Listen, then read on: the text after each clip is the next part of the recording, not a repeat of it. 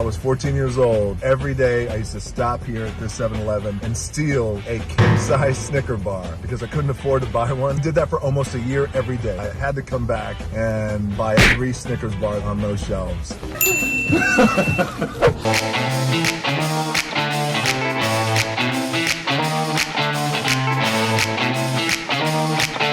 I'm gonna leave these here. If somebody looks like they're stealing Snickers, give them these so they don't steal it. I have been waiting decades to do what I'm getting ready to do now.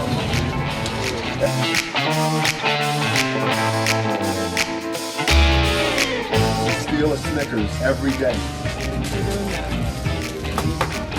I gotta come back and I have to fight it, you know what I mean? You kids look, listen, I'm trying to count all this shit. Wow! You're welcome. What you got, big brother? Come on. You want anything? You got anything?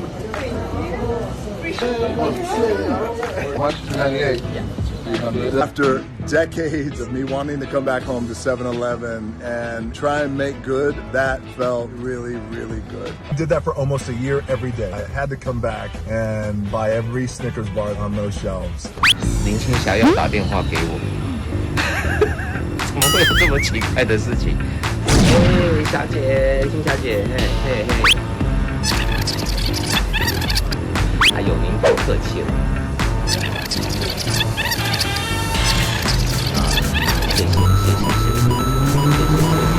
怎么可能？你这辈子最好的一次，这我太害羞了啦！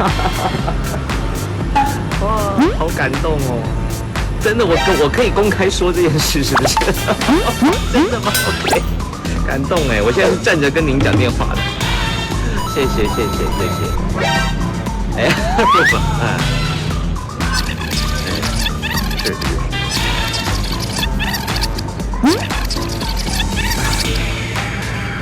呀，必须的。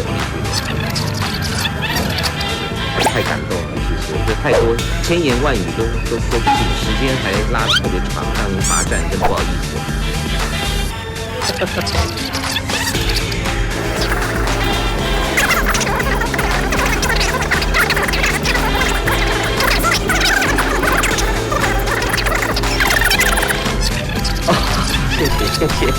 谢谢姐，好，打好了，好，拜拜，好，谢谢，拜拜。